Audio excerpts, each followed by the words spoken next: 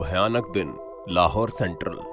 दोस्तों, हमारा भारत जब भी अपने आजाद होने पर गर्व महसूस करता है तो उसका सर हमेशा उन महापुरुषों के लिए झुकता है जिन्होंने देश प्रेम की राह में अपना सब कुछ देश के लिए न्यौछावर कर दिया।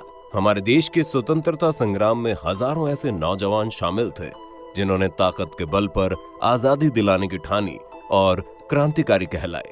लेकिन दोस्तों, भारत में जब भी क्रांतिकारियों का नाम लिया जाता है तो सबसे पहला नाम आता है शहीद भगत सिंह का।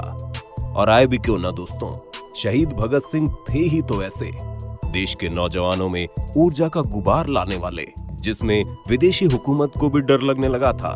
हाथ जोड़कर निवेदन करने की जगह लोहे से लोहा लेने की आग के साथ आजादी की लड़ाई में कूदने वाले भगत सिंह की दिलेरी की कहानियां आज भी हमारे अंदर देशभक्ति की भावना को जगाए रखती है।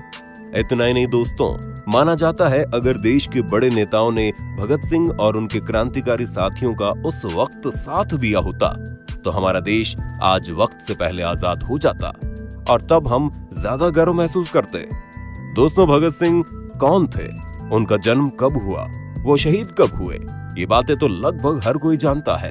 पर दोस्तों, क्या आपको पता है जिस दिन भगत सिंह को फांसी दी गई उस दिन जेल का माहौल कैसा था? आखिर क्या हुआ था उस भयानक दिन में? नहीं जानते ना? इसलिए इस वीडियो को एंड तक जरूर देखिए और कमेंट सेक्शन में जरूर बताएं आज की हमारी वीडियो आपको कैसी लगी। चलिए ज्यादा देर न करते हुए शुरुआत करते हैं उस काले दिन की कहानी को। तारीख 23 मार्च 1931, जगह का नाम लाहौर सेंट्रल जेल। आम दिनों की तरह सभी कैदी अपने आप में मगन थे। रात की बारिश, आंधी और तूफान के बाद भी सूरज की रोशनी बिल्कुल तेज थी। दिन तो बेहद आम दिनों की तरह ही था, पर जेल में होने वाली चहलकदमी आम दिनों से बिल्कुल अलग थी, जिसे कैदियों ने भांप लिया था।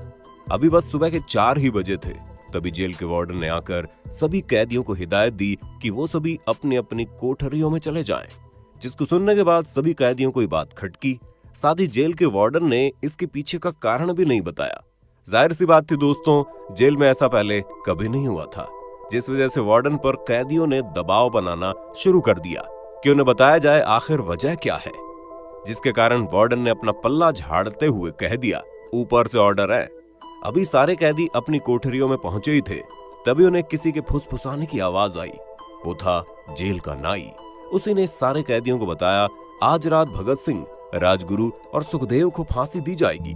ये सुनते ही दोस्तों सारे कैदियों के रोंगटे खड़े हो गए। सोचिए दोस्तों, कैदियों तक को शहीद भगत सिंह से कितना प्यार होगा कि उन सभी कैदियों ने नाई से गुहार लगाई कि फांसी के बाद उनके पड़े हुए सामान जैसे पेन, कंघा और घड़ी ये सब उन्हें ला कर दे, ताकि जब वो जेल से छूटे तो उसे अपने घर वालों को बता सके कि उन्होंने जेल में एक वीर क्रांतिकारी के साथ वक्त गुजारा है।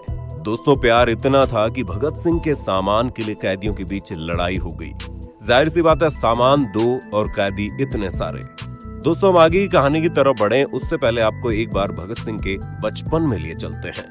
आपको पता होगा भगत सिंह का जन्म 28 सितंबर 1907 को पंजाब के जिला लायलपुर में बंगा गांव में हुआ था, जो फिलहाल अभी पाकिस्तान में है। उस वक्त उनके पिता और उनके 2 चाचा अजीत सिंह और स्वर्ण सिंह भी अंग्रेजों के खिलाफ आजादी की लड़ाई लड़ रहे थे। बता दें, उनके पिता और उनके 2 चाचा करतार सिंह सराभा द्वारा संचालित गदर पार्टी के मेंबर भी थे।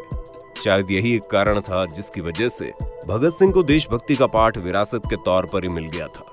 बचपन से ही भगत सिंह अंग्रेजों से नफरत करते थे और ये नफरत आग में तब बदल गई जब 13 अप्रैल 1919 को जलियांवाला बाग कांड हुआ।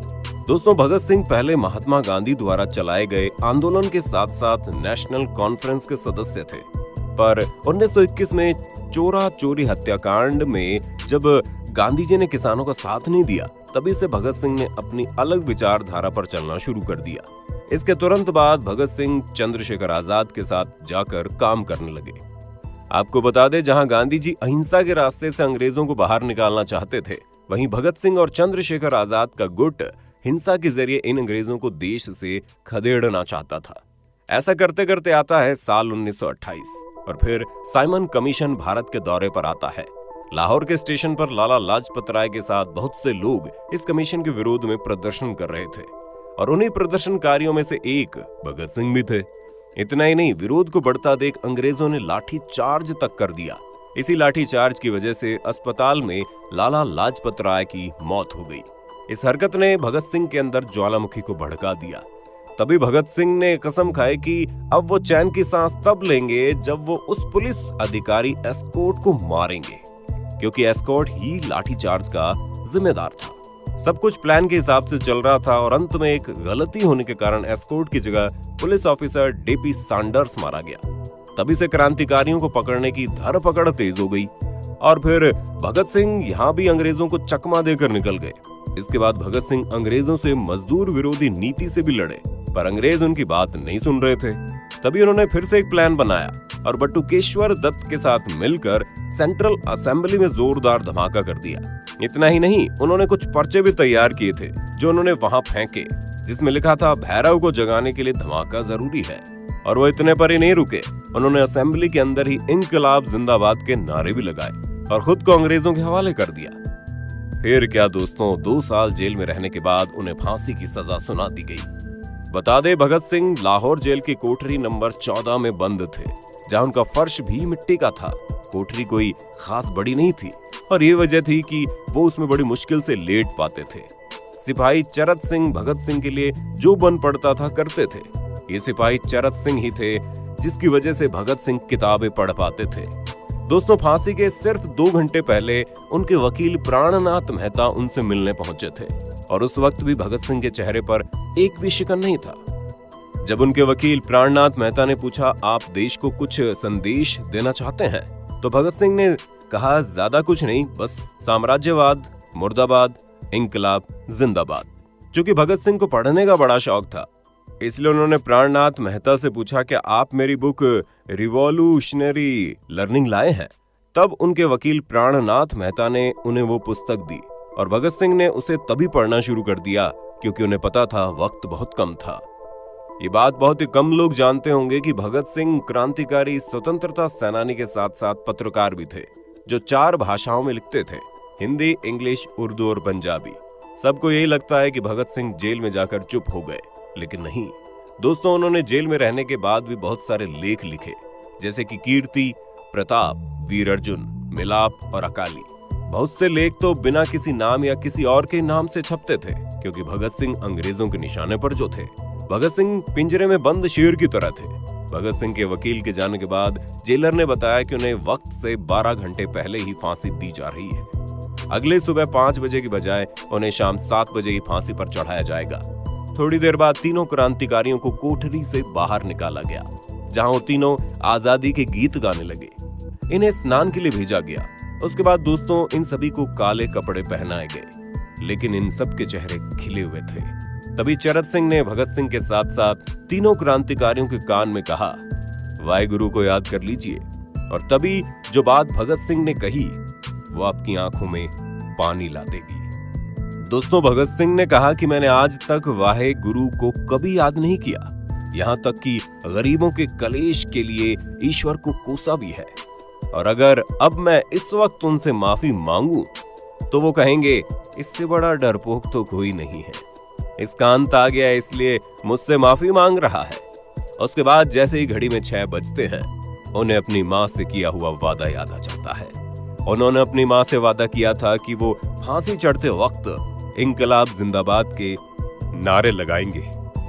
और तभी ये तीनों क्रांतिकारी एक साथ इंकलाब जिंदाबाद के नारे लगाने लगते हैं। और दोस्तों, आप यकीन नहीं करेंगे, जैसे ही नारे की आवाज जेल के कैदियों तक पहुंचती है, वैसे ही सभी कैदी भी इंकलाब जिंदाबाद नारे जोर जोर से लगाने लगते हैं। ये सुनते ही तीनों क्रांतिकारी के गले में फांसी की रस्सी डाल दी जाती है, हाथ और पैर बांध दिए जाते हैं। फिर जल्लाद उनसे पूछता है, सबसे पहले फांसी पर कौन जाएगा? तब सुखदेव ने सबसे पहले हामी भरी, जिसके बाद एक एक करके तीनों क्रांतिकारियों को देश के लिए शहीद कर दिया जाता है। अंत में दोस्तों, उन्हें नीचे उतारा गया, जिसके बाद डॉक्टर ने उन्हें चेक किया और मृत घोषित कर दिया। उस दिन से करीब 16 साल के बाद उनकी शहादत रंग लाई थी, जब हमारा देश आजाद हुआ। ऐसे वीर जवानों के लिए कमेंट बॉक्स में भारत माता की जय जरूर लिखिए। कैसे लगी हमारी आज की वीडियो कमेंट सेक्शन में बताना जरूर।